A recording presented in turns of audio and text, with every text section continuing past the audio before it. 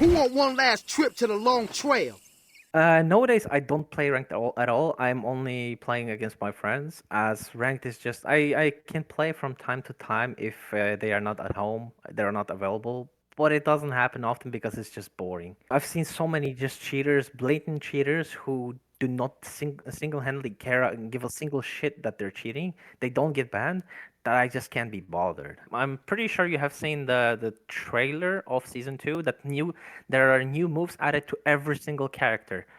Once I've seen those moves, I'm like, okay, this game is about to become even more of a mess. First of all, hitbox wise. Second of all, damage wise or combo wise. Those new moves, I have a bad feeling that the currently strongest characters are gonna get even more broken tools.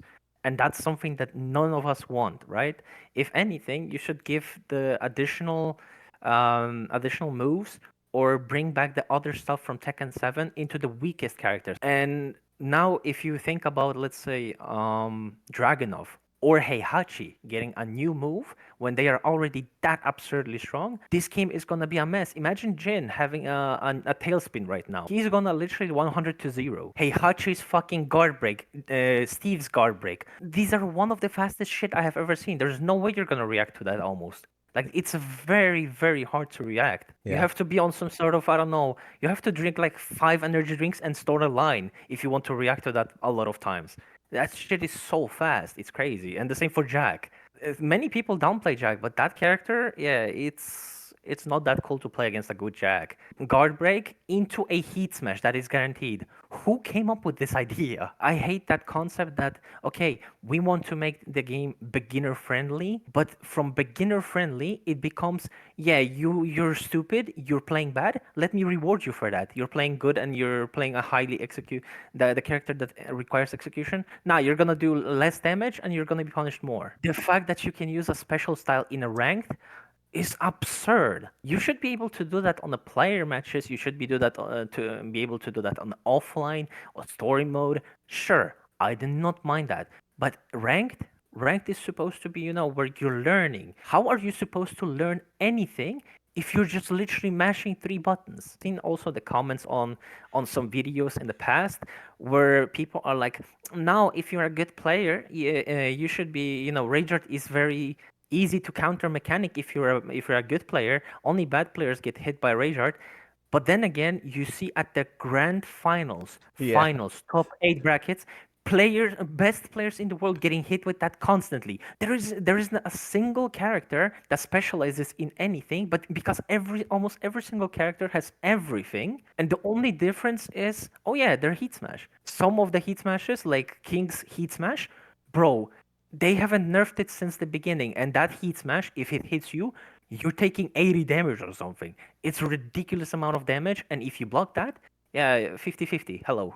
Yeah, I mean, if you like, I don't want to talk bad about any player, but if we have seen through Tekken 8 right now and Tekken 7 how characters can be so broken that they can carry you to a position where, or a rank, but also a position in tournaments where you would never normally be.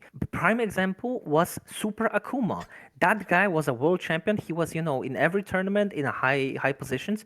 Nowadays, you don't hear about him at all. Many people might hate me for that, but it's ironic to me that Atif, during, I think it was before the grand finals against, I think, Ulsan or Arslan, he was like, lately I've been getting a lot of titles and won a lot of tournaments. I'm like, yeah, I wonder fucking why. Maybe because you're playing Dragunov. Have you thought about that, my guy? Like, I don't want to talk shit about, pro players being bad because they are not.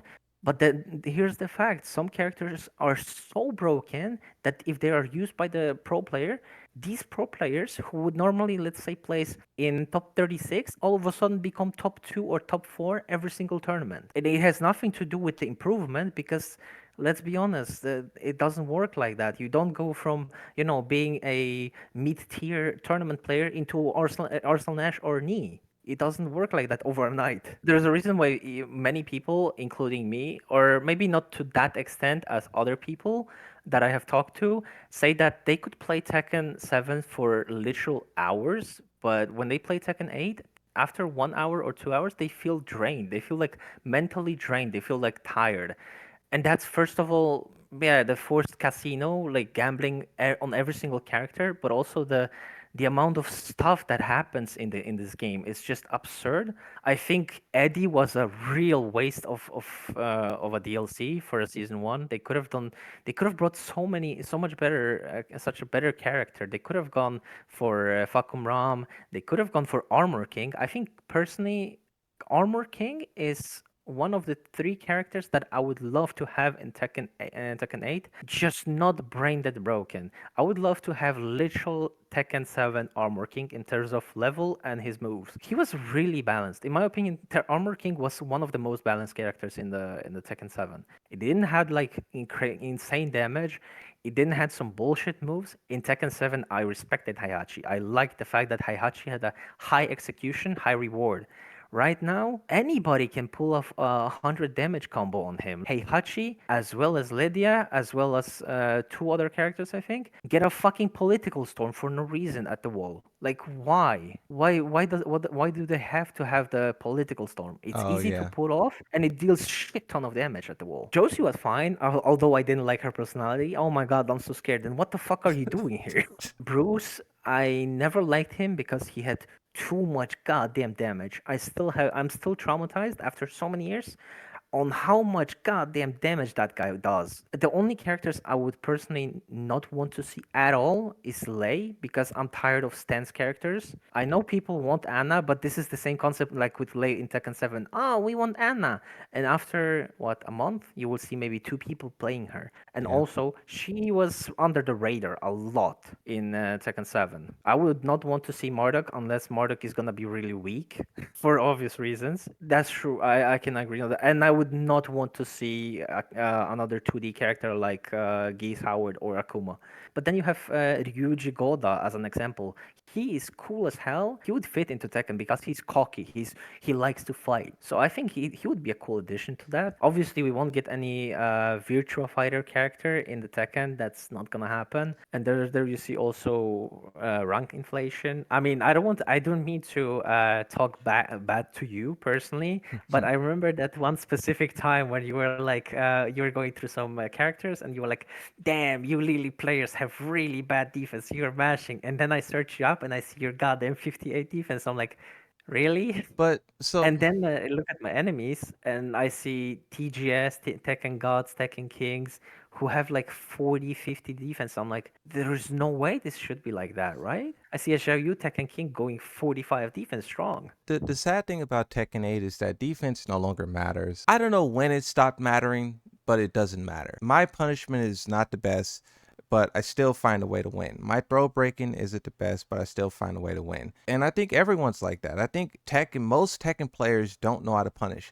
Like I said, like a minus 13 for mostly every player goes unpunished. I'm no different. All I'm saying is like, in comparison to all of the players, I'm good because all of the players they're just bad. And in an environment where everyone's bad, I'm the best bad player. I mean it's That's, true. I mean, yeah, it's true, but I'm it's I'm the very best bad interesting. player. Like if everyone started to punish and stuff like that, then I would drop like a fly. I mean, would you? But then again, there are many aspects what defines your how good you are on a rank or like climb or stay on the same rank. I haven't played against you personally, but seeing that you're playing Yoshimitsu, which has its gimmicks, I wouldn't say necessarily that you would drop a lot simply because there are still many players who, despite playing a lot of hours, they don't know the matchup, they don't know how to handle pressure. You would have free wins against people who might be in theory much better than you, but they just lack the knowledge, or they just like to panic a lot once they're pressured under the wall or something. I just think every player in Tekken 8 is carried,